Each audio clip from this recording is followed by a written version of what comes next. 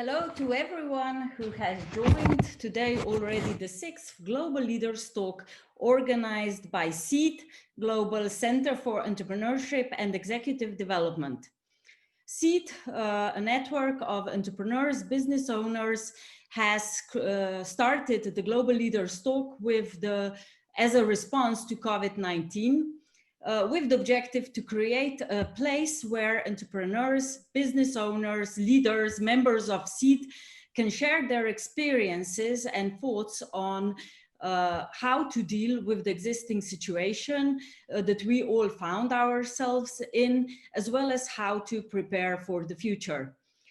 If you're a member of CEED, you know that we strongly believe that there is not one book that can give you the answers on how to prepare, especially in such situation, your businesses for the future, whereas we can share the experiences, learn from each other, and this is really our mission and what we do in CEED. So this is a 1-hour discussion where if there will be many questions, we do extend it for 15 minutes, so please reserve your time until 4:15 our time or wherever you are, 1 hour and 15 minutes. And I do encourage you all who are participating today's webinar that you do ask questions on the Q&A, put your own suggestions, thoughts on it, and I, as the moderator of today's webinar, will make sure that our guest will answer them. And now I can already move to announce, I'm really honored that our guest today is Mr. Riccardo Illy. And for all of you who are such coffee enthusiasts like I am, you must know and recognize the Illy surname, as we all, and I must say for myself, it is for me the #1 brand of coffee that I drink. And Mr. Illy, Mr. Riccardo Illy is, if I can do a short introduction, Mr. Illy, is the 3rd generation of this very well worldly known family business that is known for coffee.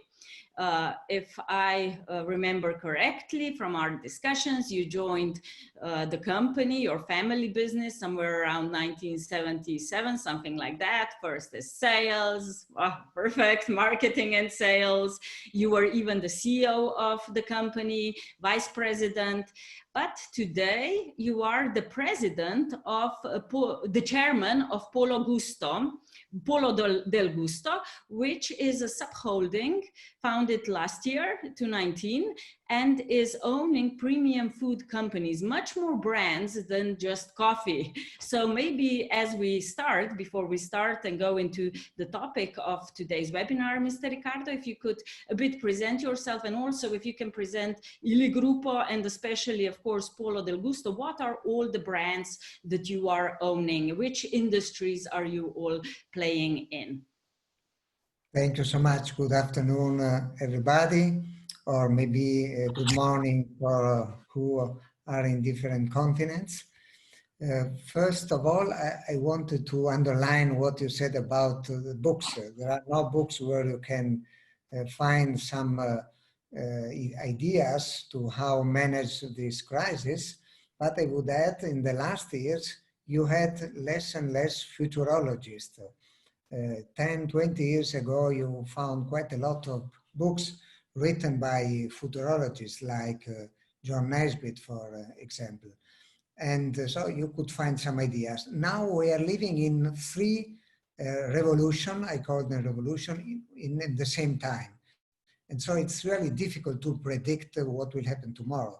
And on top of these 3 revolutions that are globalization, digitization, and the energy revolution, passing from fossil fuels to renewable. On top of these, the coronavirus crisis arrived. So you are absolutely right. No books available to find how to solve the problem. So our company was founded by my grandfather in 1933, and he started producing coffee and chocolate. And at the same time, he owned a farm in the region Istria that at that time was Italy. During the Second War, he stopped producing chocolate and never started again. And the region Istria became Yugoslavia, and the farm was nationalized after the Second World War, so it was gone. The idea of my grandfather was growing fruits in order to produce his own jams. Later on, my father took over. He produced also tea with the Illy brand for about 20 years. Then I came in 1977, as you mentioned. And a few years later, I decided to get rid of tea, avoiding a confusion. I wanted Illy to become a strong brand. And you can have a strong brand only if it is related to a sole product. So coffee represented the majority of the sales of the company, and I said, let's get rid of tea. In 2004, the second succession took place. I am the second brother of 3 brothers and 1 sister. Then in the 4th generation, there are 8 female and only 1 male. And in the 5th generation, there are 4 for the moment. And so in this moment, we decided how to manage the company in the future. So Illy Café was already an almost global company, present in more than 140 countries. The sales were about 400 million euros. And we were producing only 1 blend. This was the main change I introduced at Illy Café, where I served for about 40 years. 3 years ago, I passed the responsibility to my daughter, Daria. I have only one daughter, Daria. And so she's now in the board of Illy Café. And so we thought to let the company grow also in the next generation. A family company normally thinks in terms of generations, so 20, 40 years. We thought there were 2 possibilities: staying in coffee, but we needed to change our strategy. We produce only 1 blend and 100% with Arabica coffee, which is the best species grown also in Tanzania and in Kenya, for example. And so we should change our strategy to reduce in some way the prices, but that meant also to reduce the quality. So we didn't like this solution. And the other was staying in excellence and start a diversification. So we took soon the second choice, and I became chairman of Gruppo Illy, the family holding, at that time controlling 100% of Illy Café. And I was put in charge of starting the diversification. So in a few years, we acquired Daman Frère, a tea company based in France, close to Paris. Domori, that produces chocolate, close to Torino in Italy. And that owns also Prestat, based in London, producing truffle and pralines. Then we own a winery. That's the way we choose to go back to agriculture, called Mastroianni, near to Montalcino. And then we own 40% of Agri-Montana, that produces jams and candied fruits. And last year, we founded as subholding for the extra coffee businesses, Polo del Gusto. Now I am the chairman of Polo del Gusto, and the project for my next 15 years, by chance, all my period of professional life lasted 15 years. Also my political commitment lasted 15 years, being twice mayor of Trieste, for 2 years member of the parliament, and 5 years governor of the region, Friuli Venezia Giulia. So maybe also the last term will last 15 years.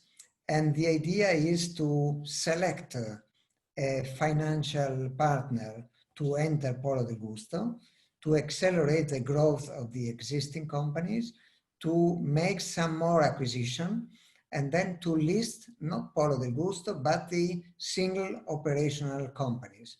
So I think first the Manfred, then Tomori, then maybe Mastroianni, and maybe one of the new acquisition.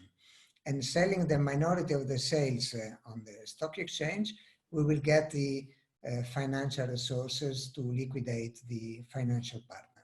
So that's my next commitment, and I am already working on this. Perfect. So I see there is a vision forward. Basically, for everyone, you mentioned Trieste. For everyone who's not so familiar with, this is a city in northern Italy, actually, very close to Venice.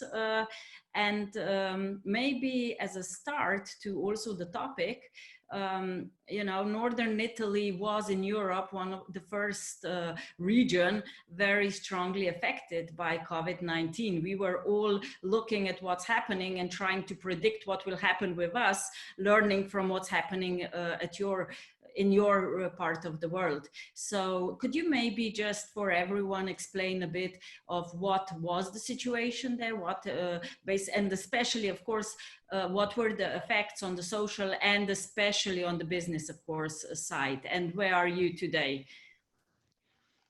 Today I am in a small village close to Trieste. The name is Prosecco. It's the village that allowed Italy to save the name of this important wine that we are exporting in millions of bottles all over the world. We don't produce as a family Prosecco, but we participate, let's say, virtually to this success. And it is thanks to Prosecco that this wine still exists.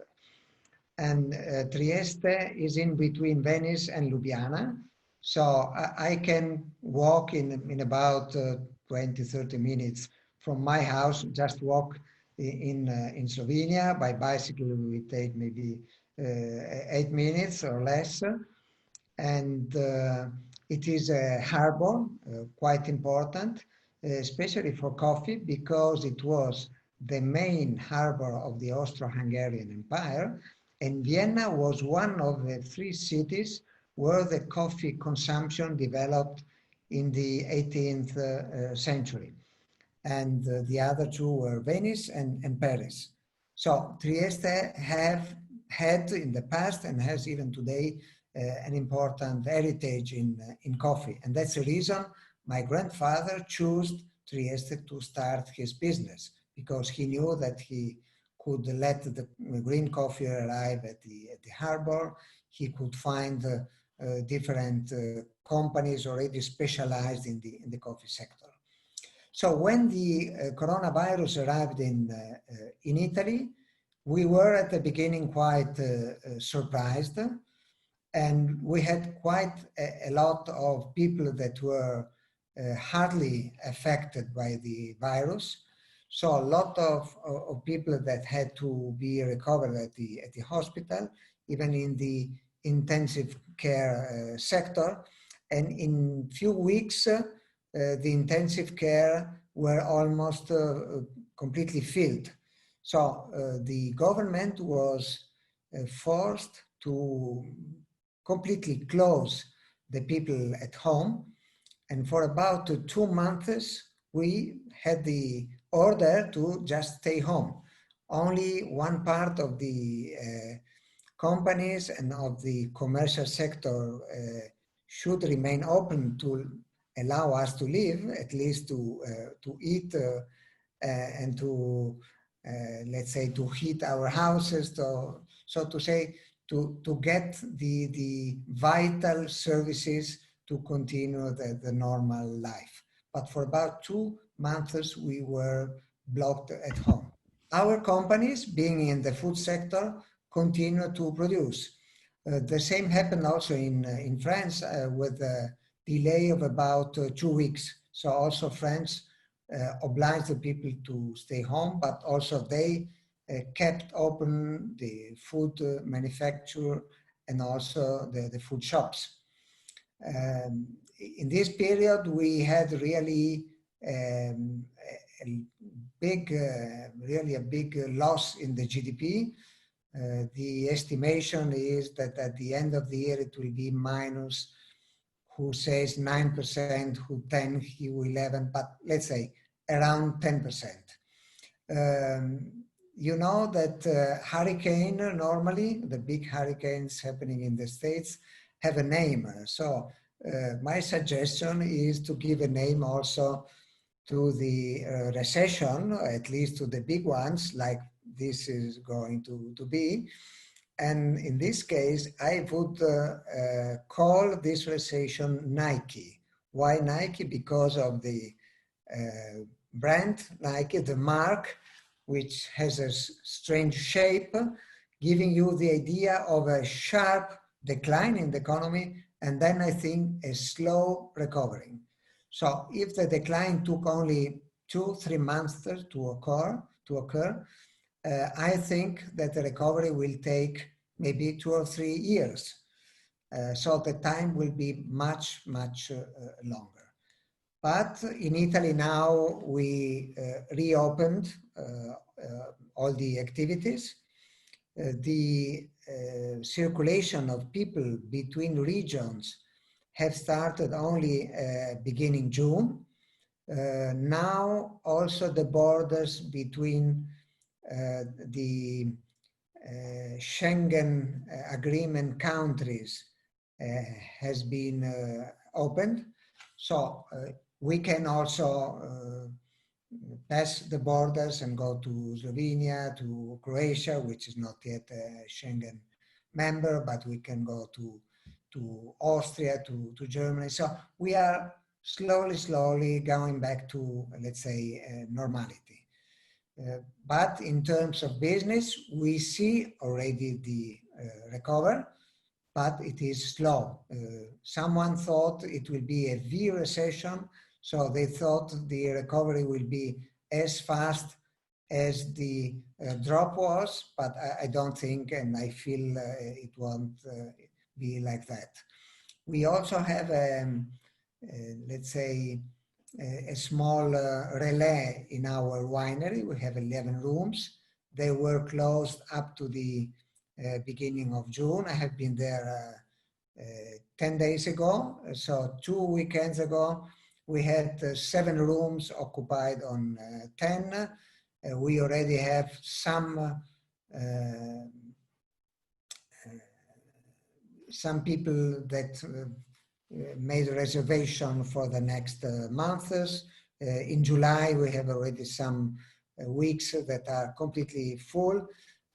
But again, we see a slow recovery. And that's normal because people will make a reservation only when they will be sure that the borders are open, that they will find I don't know, a train or a flight to get to where they want to go. And so only finally they will make a reservation. Italians are used to make reservation even last minute, even few days earlier. Normally, Austrian, German are used to make reservation weeks in advance.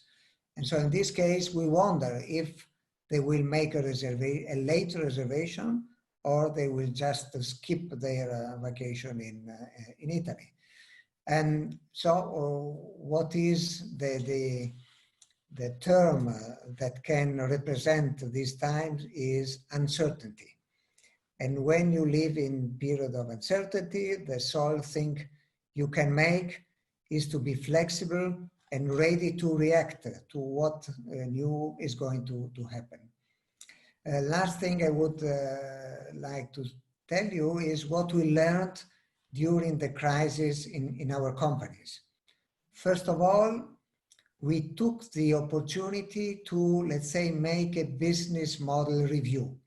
So to rethink, to look at our business model and to see if it is really fit to these times and if it was fit to the coronavirus crisis. And to make an example, we discovered that we were too much focused on the HoReCa, the hotel, restaurant and cafe sector, and not so present in the retail sector. And this is mainly true for the Man, the Morris of tea, chocolate, and even worse for wines. So during the 2 months of lockdown, our sales had really a strong reduction. Whereas Illy Café, who is more or let's say better distributed in the retail, had a decrease, but not so sharp. So we are now organizing at Daman, at Omori, and even at Mastroianni to be present also in the retail sector, also in the modern distribution, at least the best modern distribution. Another point was related to supplier.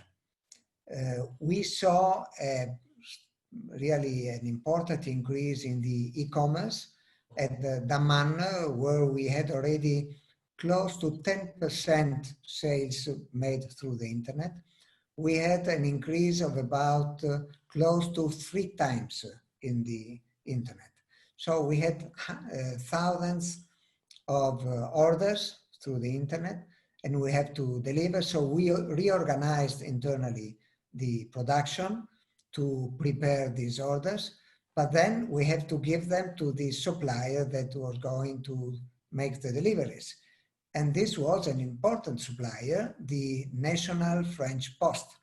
So we never would imagine that they were going to close their offices in the Paris area, but they did it for some week. And our software for managing the deliveries was a rigid one, not ready to make deliveries through another supplier. So this was a second lesson we learned. Never rely on a sole supplier. You always need to have at least 2, better if 3 suppliers, and your software, your organizational system need to be ready to shift from one supplier to the other if some problems occurs. Of course, we did everything was requested to safeguard the health of our employees. We had only a suspected case of coronavirus at Daman, but finally they made all the analysis and he was not coronavirus ill.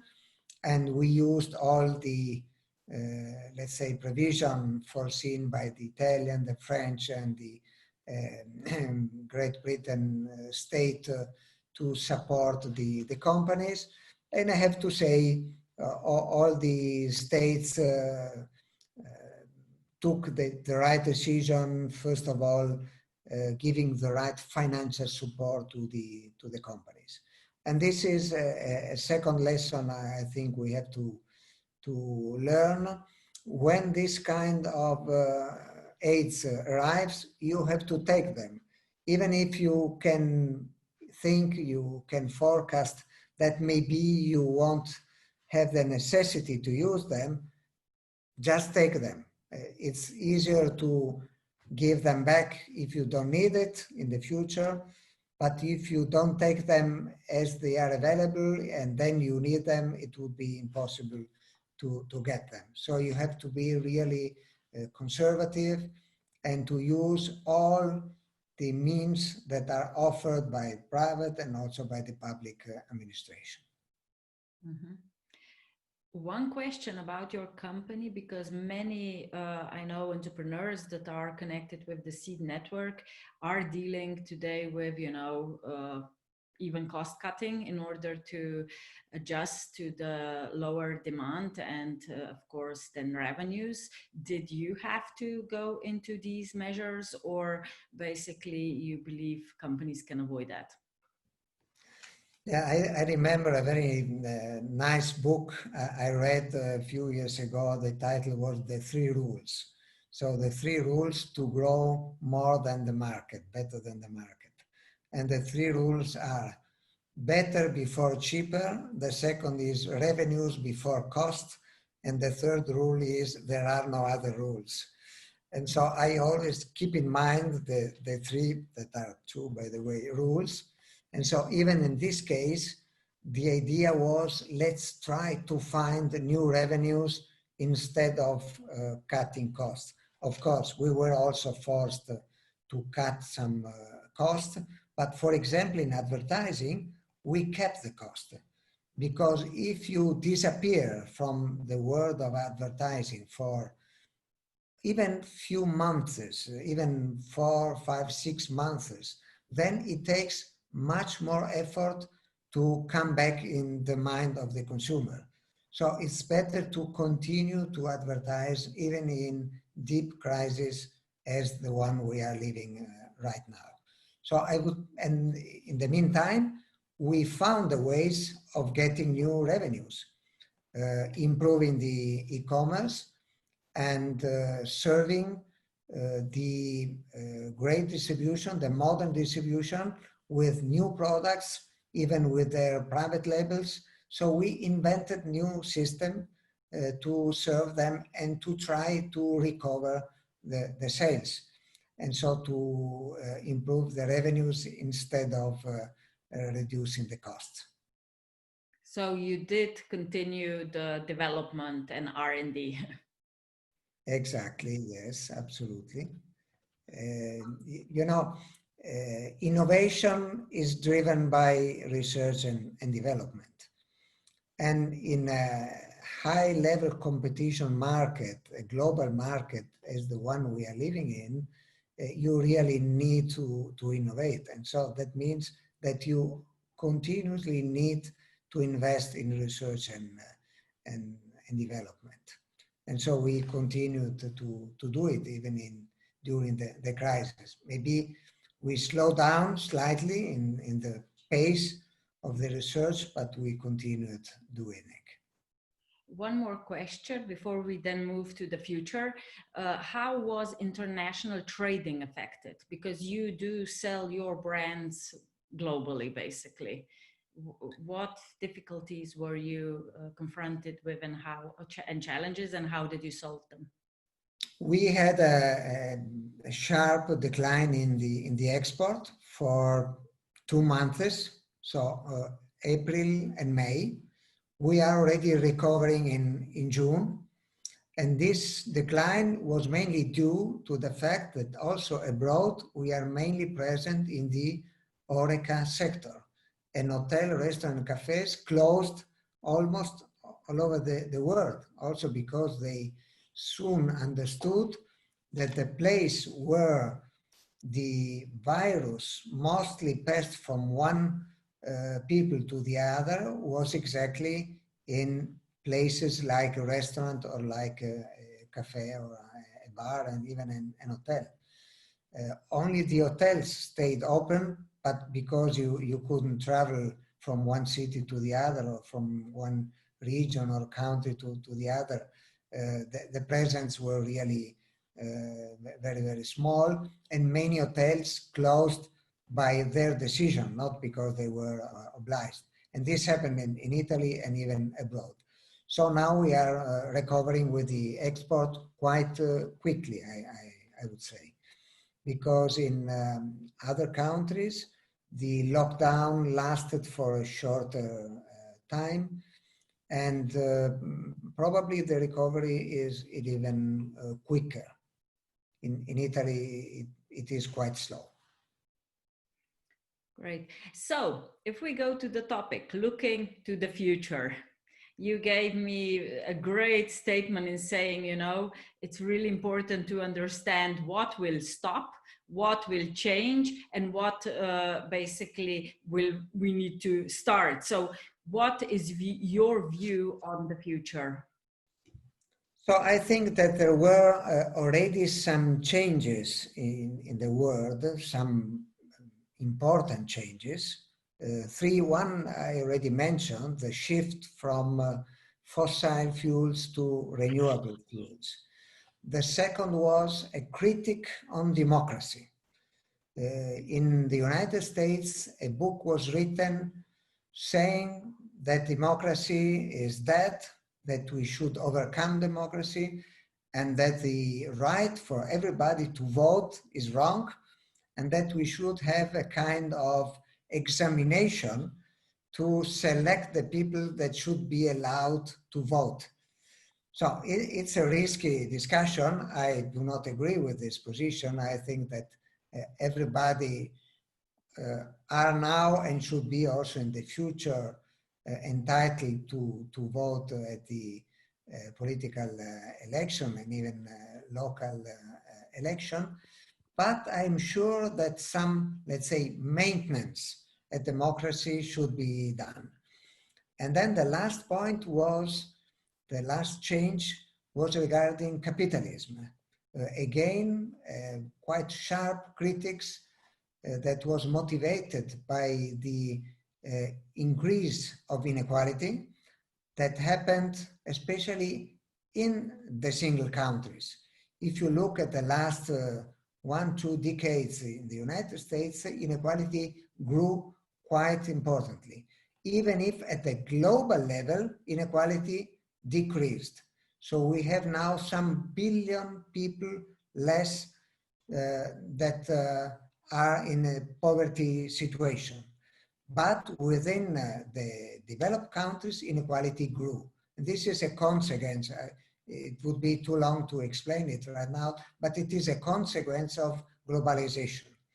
And globalization is not regarding only goods, but also money, also information, and also people. So we can talk about the social globalization that pushed down the wages in the developed countries. It's quite easy to understand. So in the last years, a movement of new way of making business was developing. And the movement is promoting a new kind of company, of enterprise that are committed to sustainability. And sustainability means both economic, social, and environmental sustainability. And so this company were called Benefit Corporation. Italy, by the way, was the very first country approving a law in 2016 about società benefit, so benefit corporation. Illy Café already became, following in accordance to this law, a benefit corporation, and Domori is making the application. Probably within the end of the year, it will become a benefit corporation. So my feeling is that the coronavirus crisis is going to accelerate all these changes. So we reduced sharply the consumption of fossil fuels during the crisis. The prices went down, then recovered partially. We are now, I think, about $30 for a barrel. We went down close to zero about 1.5 months ago. But in the meantime, the renewable sources are decreasing in price continuously. It's a kind of Moore law that applies to energy, even if the Moore law applies to microchips, so to computers. And so I would say every 4 or 5 years, the cost of a kilowatt hour of renewable source is going to cost about 1/2. And this also will continue in the future, because economy of scales and the curve of experience is allowing us to produce windmills and photovoltaic panels that cost less and less, and so the energy will cost less and less. And so I think that this shift from fossil to renewable will accelerate after the crisis. And so we will find new ways of organizing our democratic countries, probably thanks to digitization with, let's say, more direct involving of the citizens. You know that one of the most democratic countries in the world is Switzerland, and they have quite a lot of referendum every year. So the most important decision, but I would also add the easy decision, the one that can be easily understood by all the people, are taken through referendum. Nowadays, organizing a referendum digitized is quite easy, and the cost is close to zero. So probably the new democracy will involve directly more and more the citizens through the digital means. And finally, I think that the movement of the new model of companies will accelerate also because the consumer are more and more attentive to sustainability. And so there are already consumers that avoid buying products that are not produced in a biological and sustainable way. And I think more and more they will be attentive also to the social sustainability. And so I think that soon the consumer will decide to buy only from benefit corporation, and the other will be slowly even obliged to become a benefit corporation. And that means to take care of all of their stakeholders. First of all, the consumer, but then the employee, supplier, and the local community where the company is based. These are the main changes. In the economy, a big question mark is related with inflation. In the last more than 10 years, so more than a decade, all the most important central banks, so to say, the Fed in the US, the ECB in Europe, the Bank of Japan, the Bank of England, put more and more liquidity in the system and maintained the interest rate very low. In Japan to zero, and also in Europe we are at 0% interest rate.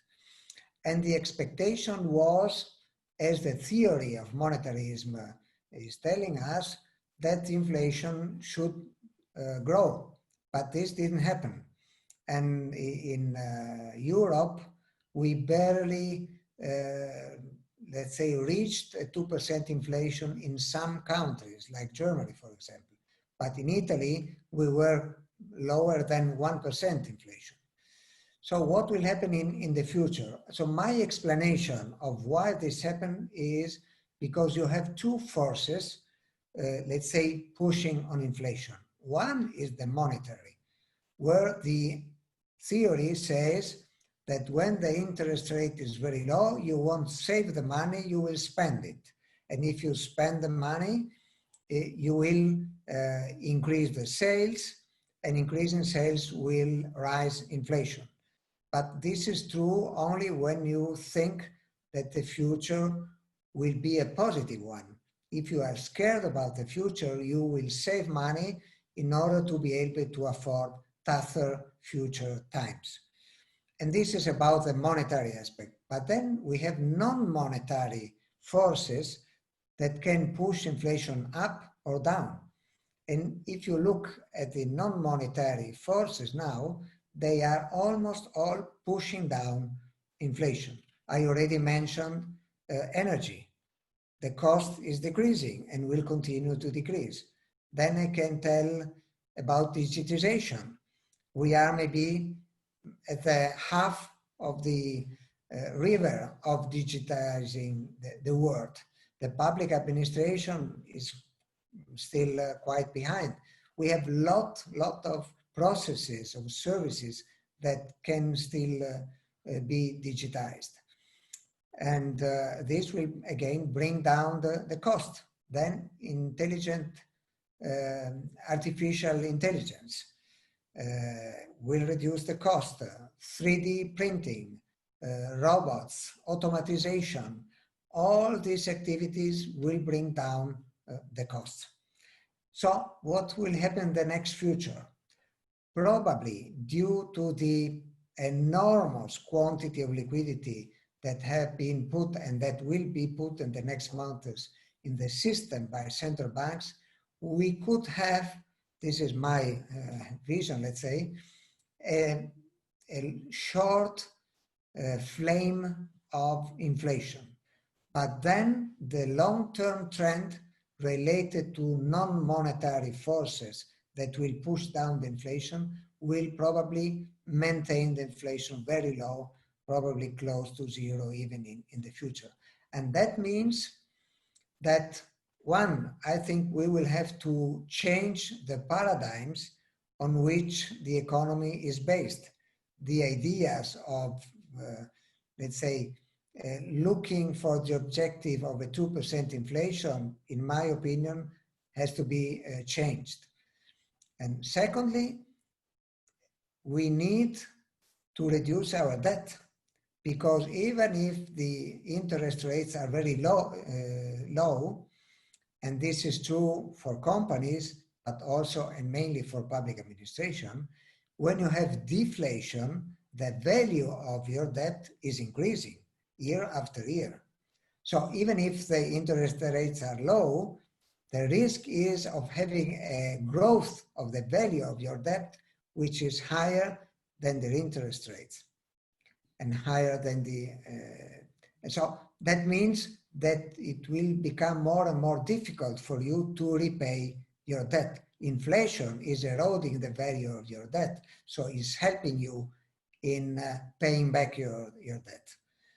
And if you look at some countries, like Japan or Italy, we will probably reach 160% debt, public debt on the GDP.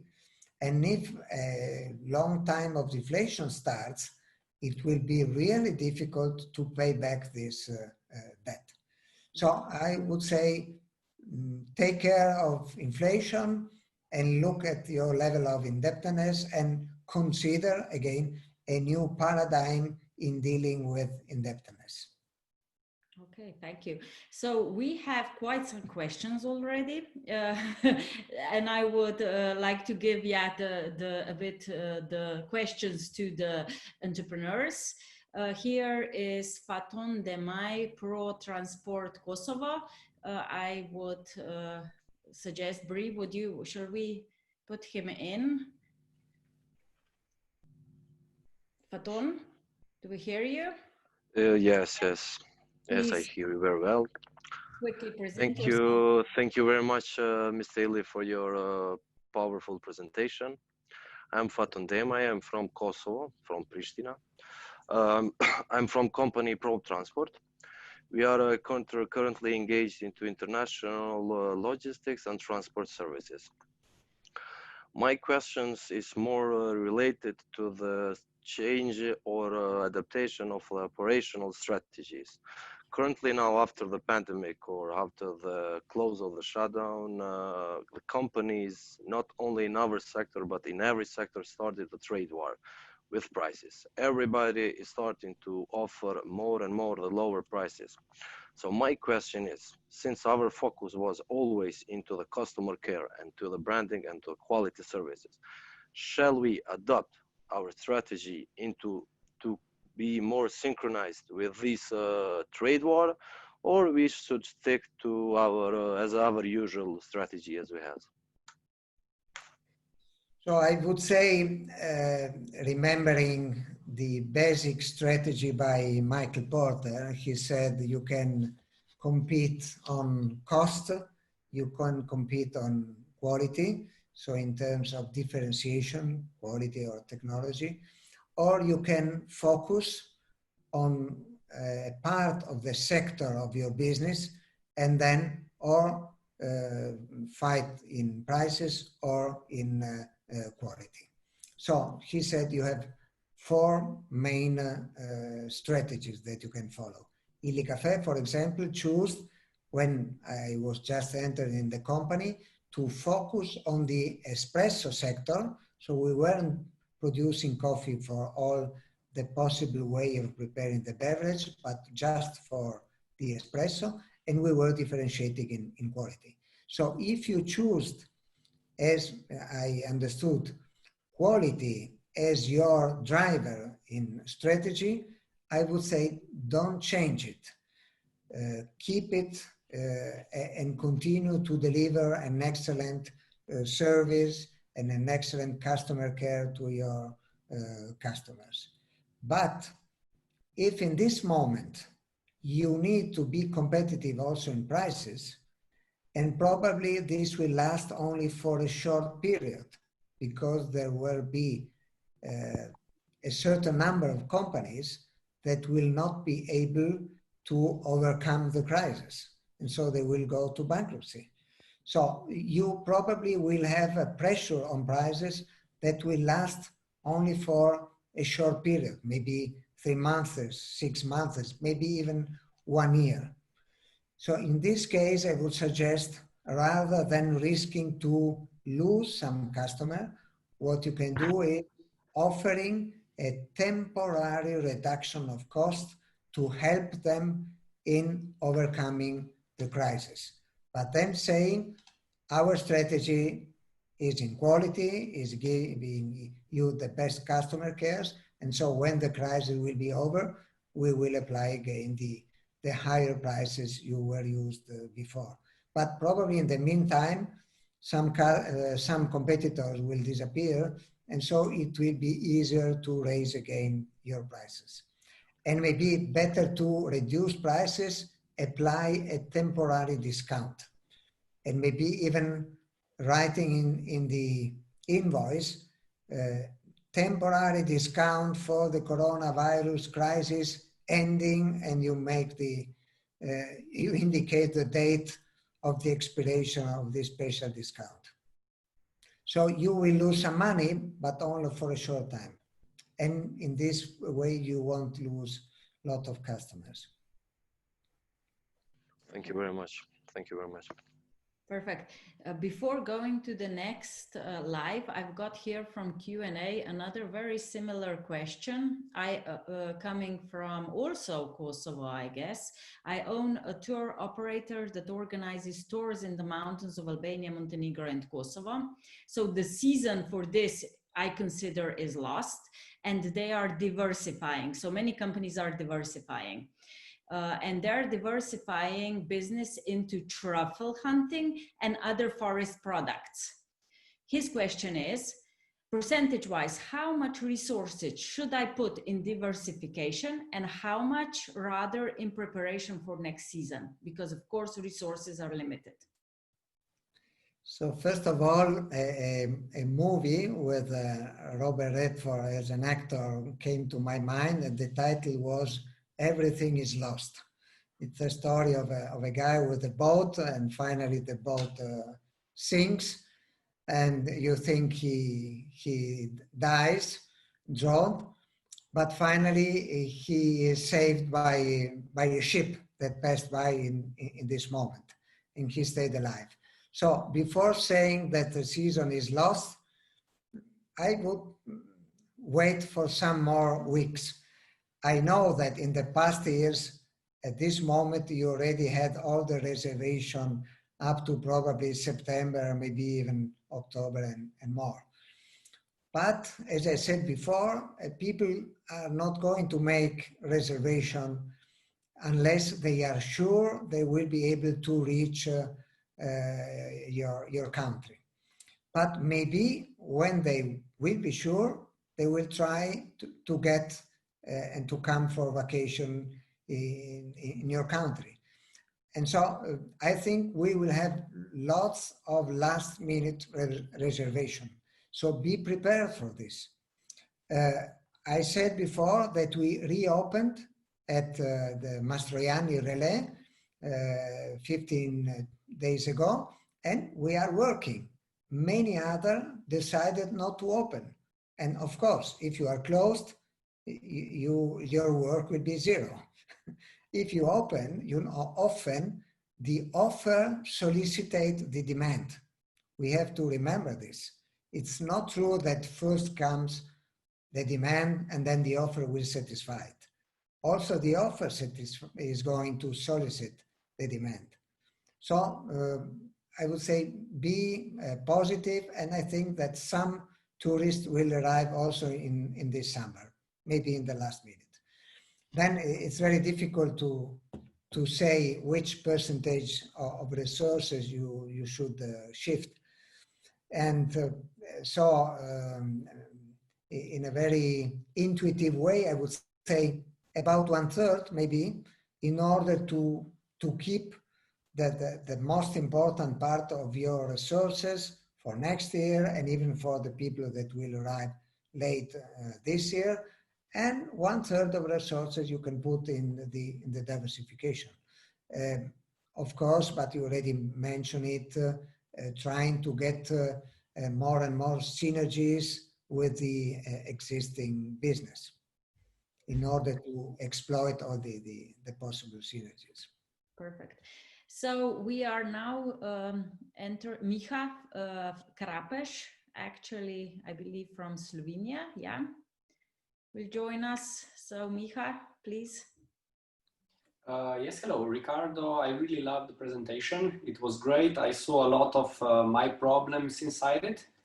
And I'm coming from company Sinter. We are located in Ljubljana, Slovenia. We are producing brake pads, clutches and safety elements for leisure sport and for the industry.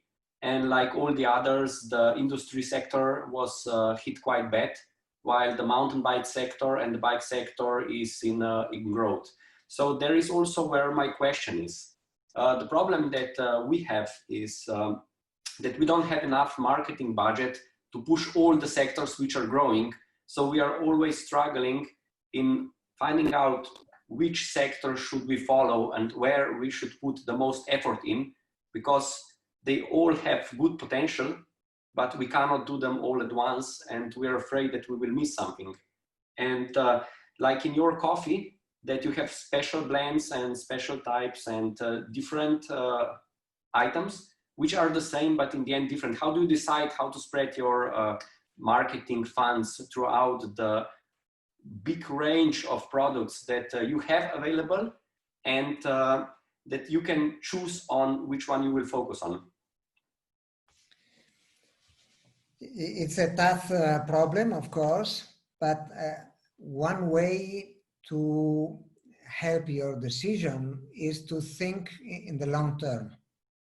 Because now you see which are the sectors of your company that are growing, and the difficulty is to choose the one in which make the marketing investment, or to focus in for the marketing investment. But if you think what will happen the next year and in 2 years and maybe in 5 years, probably will help you in taking the decision. Because if one sector is growing now only because in the last 3 months nobody was buying this kind of items, but probably this growth will end in a short time. So it's a kind of balance to the past, and then you will get in, again in the normality.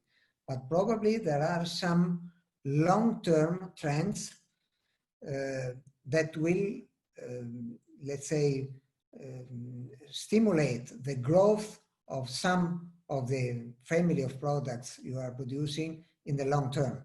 You mentioned, for example, mountain bikes.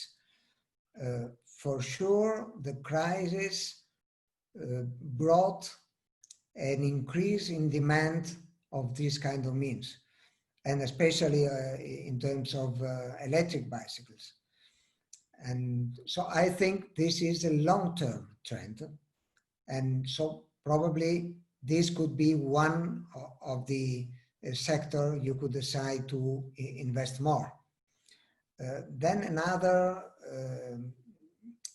let's say, way to take the decision is thinking which is the sector that is bringing synergies with others.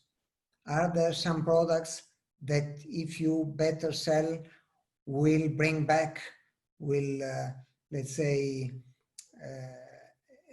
attract also the sales of other products that are strictly related? So this can be, again, a choice to focus on the ones that will benefit also the sales of other groups of products.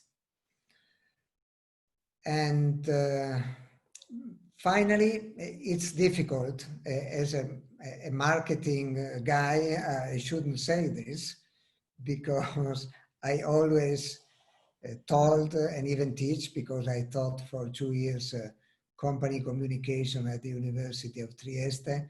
You should never try to advertise two products in the same advertising. So just one at a time. And also in the communication, you should say a single, let's say, principle, a single element of promotion. But if some of your products are strictly related, you can think in this particular time to promote them together. Just to say, you buy a mountain bike and then probably you need some other accessory to go with your mountain bike. So shoes and other products. And so maybe these products can be advertised, promoted together. So I hope that I gave you some ideas, but I know it's quite difficult to make this kind of choice. Okay, thank you very much. You definitely gave me some ideas to think about, and thank you very much again. You're welcome. Thank you, Micha. So basically now from CEED Tunisia, we have Marwa who has a question. Hello. Thank you very much, Barbara, and thank you very much, Mr. Illy. It's an honor and pleasure to be speaking to you today and to have you with us. My name is Marwa Othman, and I'm representing CEED Tunisia. My question actually comes from one of our business entrepreneurs here in Tunisia who would like to know the following. The question is, in addition to adapting a new business model, what's the impact of COVID-19 on the learning, training, and development of personnel at your company, at your highly reputable company? How do you manage this within the current situation? Thank you. The question is very clear. First of all, I want to state that training and even education now is simply indispensable. So you really need in any organization, because the pace of new knowledge that is produced by the research centers, by the university, is so huge that you need continuously to update your knowledge. So this happens always, despite a crisis related to a virus. During the coronavirus crisis, many companies took the opportunity to reinforce their training. They thought, my salesperson or the people producing are working at a slower rate, or they are even idle, so let's invest their time in training. So I think that during these last 2-3 months, there were really an explosion of training on the web, and many companies profited in, let's say, update the knowledge of their employees, of their workers.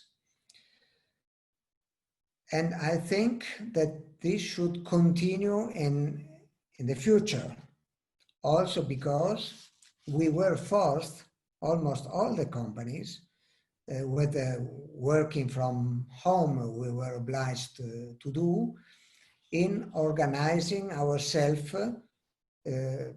letting our employees having a personal computer, a good connection, and the right software. And so the training companies that normally already had some courses on the web, had to do everything on the web. And so they really made a shift. So nowadays, the offer you can find in terms of training, of courses, even talking about universities of masters online is really huge. And this is reducing the cost and the time that should be devoted to training. Because if you need to go to a class, you have to travel. You will go to the class for maybe 8 hours, but then the rest of the time you will spend it in another city. It will be almost idle. Okay, you will be able to work through your computer. But if you can follow a course online, you will just take the time needed for the course. You will save all the money for traveling and for living in another city, for eating and sleeping in an hotel, in a restaurant. And so I would say that's the right time to really implement this mandatory strategy that is keep your people updated, the knowledge of your people updated. And so train, train, and train. Cool.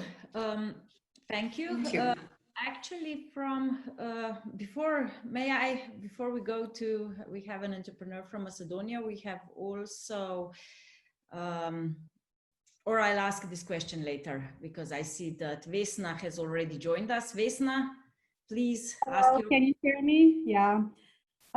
It was my pleasure, Ms. Illy, to hear your story and your advices. My name is Vesna Miceva, and I'm an entrepreneur from Macedonia. I own a company that provides translation, travel, and event management services. So our company was one of those who were severely affected, especially if we take into consideration that we cannot operate normally due to the government decisions to stop our service for organizing public events.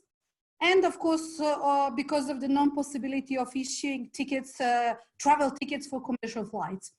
So moreover, we are not even sure when we can start functioning normally, if we can at all. And unfortunately, our business is not connected to food industry or energy sector. So I can say that we are fine, but we were really, really deeply affected. So in the past months, in order to survive, we were very forced to dip into our contingency funds. But since all contingencies are limited, we are now forced to find new solutions. So my question to you is that, can you give us your advice what to do when you have a brand that someone was creating for the past 20 years, and suddenly, due to this heavy situation, you're thinking if it is worth keeping this brand at all? I mean, do we need to do our best to survive, or maybe it's time to close it, to close the company with this brand, or maybe to start a new business under different brand name? Or maybe do you think that we really need to fight until the very end, to the very end for this brand, because we really spend a lot of time in creating it? So there is sometimes there is no business logic to keep one business, you know, if it's not profitable. But I don't think that I'm ready, for example, to just leave the brand as it is because of this heavy situation. You already have a lot of brands under your group, and probably you can give us advice whether it is worth taking it and keeping it at all. By chance, a friend of mine, her name is Cristiana Fiandra, lives a few hundred meters from where I'm living in Prosecco. And I met her last Sunday, so a few days ago. And she is in the same business, so also she is organizing events. And this possibility has just been reopened in Italy. So she told me, now we are going to organize again events and congresses and so on. He said we will have only few in the next months, but then we are going to recover our business as usual. And I think that the same will happen in your country soon, maybe in few weeks. And again, the recovery will be slow, but finally, I think that your sector is a sector that is needed by business, by public administration, by many professions, thanks to doctors, thanks to lawyers, engineers. They need to meet sometimes and to exchange their experiences, their knowledge, and to even train themselves. So I can understand your position. You say when a big crisis occurs, so that's a moment to rethink to your business. And it's true, some businesses will disappear. For example, I think that in few years, we won't have any car with a internal combustion engine. They will be almost all electric for many reasons. They will cost less, they will need less maintenance, they will pollute less, and so on. And so in this case, if a producer of combustion engines would ask me, should I stop my production? I would say, yeah, maybe you should wonder about this. But this is not your case. Maybe that the way the congresses, the events are organized will change slightly. Probably a higher level of integration with the web will occur. So we are now doing an event, a kind of congress through the web. And probably one part of your events will be organized through the web in the future, but not all of them, because what is important of the events is not only the public aspect, but also the private one. When you finish the Congress, then the people meet each other, and maybe that these contacts, these personal contacts, are even more important than the whole Congress. And the participants know it perfectly. And this is impossible through the internet. That can't be done. So in conclusion, I would say, stay entrenched for the next weeks, but I would be pretty sure that sooner or later you will be able to start again your activity, and maybe consider what you can do on the web now and in the future. And probably you will find ways to integrate the two. Thank you for the encouragement and your advices. My pleasure.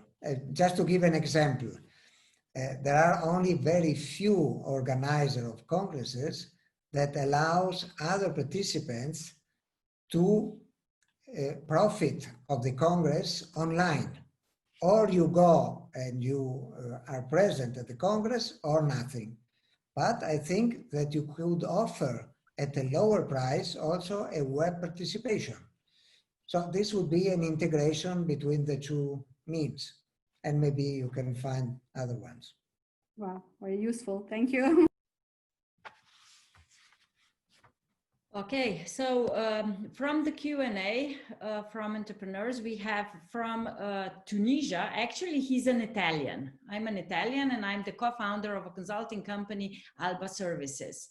His question is, will the Italian company start looking at Tunisia as a business partner and not only a market?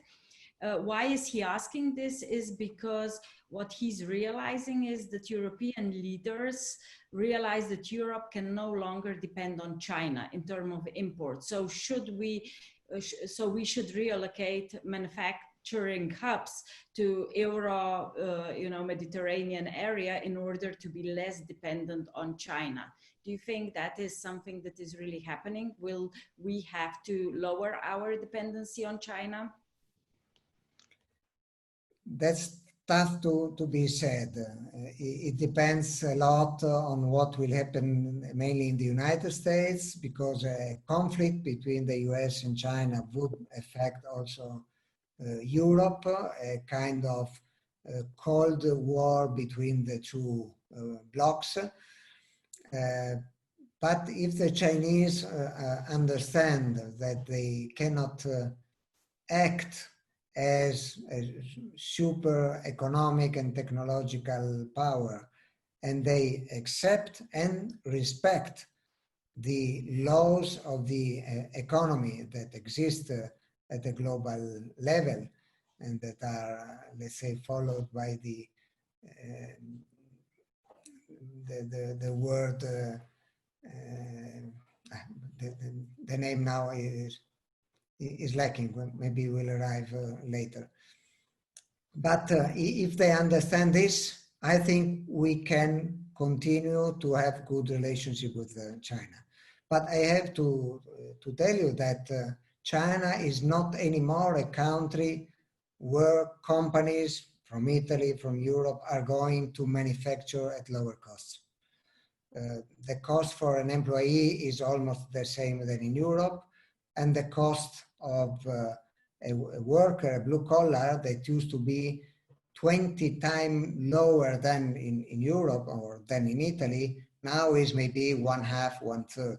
So it's not anymore so convenient to go to China to decrease the cost of manufacturing. Probably already now it would be more convenient going to Tunisia. But I think that the future won't be of moving the manufacturing to low-cost labor countries. I think it will be more focused on artificial intelligence, 3D printing, robots, automatization. And this already happened. So instead of offshoring, I think we will go to reshore. This already happened in Italy, in the region Veneto, right beside my region. Hundreds of companies went to Romania by chance in the city that once used to be Hungary and now is Romania, called Timisoara. And they went there to save money in labor cost. They almost all came back to Italy. In one hand, because the cost of labor increased in Romania, and in the other hand, because thanks to automatization, they can now produce in Italy almost at the same cost. But I think that countries will go to specialize in some production. And so I know that you already have very good agricultural production, also high quality production in Tunisia, and probably you could develop the Agri-Food business better and better in order to process these foods that are produced in Tunisia in your country. And this could be made, but not for saving labor costs, but to better integrate the production. And then consider that China is becoming a very important market as well. The percentage of increasing in import of goods from China is much lower than the percentage of export from Italy to China. So I calculated that in about 1-2 decades, we will have a stabilization between export and import from China. So I don't think that we should afford this topic in terms of fights between countries. I think we should facilitate the opening. So I hope that the Cold War between US and China will not occur. And this is likely to happen if another president will win the election in the States in November. I'm talking about Mr. Biden. And then I hope that the World Trade Organization, that was the word that I was losing before, will be reinforced as a global entity able to regulate the global trade, and getting also China to respect it, because China is a member of the World Trade Organization, but not always respect all their regulation. Okay, so thank you very much. We have a lot of questions, but we have already reached our time of 15 minutes past 4. So I would at this point like to thank Mr. Riccardo really for this very, very interesting 1 hour and 15 minutes. As you saw, questions are pouring in. So as we promised, we will after this live show go into a smaller group, which is not live, to actually answer the rest of the questions that are still here. So if anyone would like to join this group, please raise your hand. There will be this smaller group for 15 minutes available to continue with some of the questions. Otherwise, I will end the live session. Mr. Riccardo, do you have any, final suggestion to all entrepreneurs who are today, struggling? You saw that there are quite some questions of do it, not do it, how to do it, shall I close? What would be your remaining thoughts regarding the future? My final thought would be take the opportunity of a crisis, of the difficulties related to this crisis, to improve your personal qualities, your professional skills, for example, and to improve the quality of your organization. So in the next years, you will think a crisis arrived, it was tough, but finally I took an opportunity from the crisis and now I stay better. So all the best for everybody. Thank you very much, Mr. Riccardo. Stay in the small group, and for all the rest, thank you very much. As you know, CEED has centers all around the world. We have once every, so bi-weekly, these global events. However, you can join your local CEED centers and share with entrepreneurs that are around you the same way as we're sharing also through this Global Leaders Talks. Please stay tuned for the next Global Leaders Talk, which will be this time different. Until now, we were always inviting guests, respected entrepreneurs like Mr. Riccardo. This time, our event will be focused in networking so that you can meet each other. So everyone who wants to meet the international network, all of you that are here, please join us in 14 days. You will get more information through our regular communication. So stay healthy and stay optimistic. We'll go through the challenges and stay tuned. Thank you very much.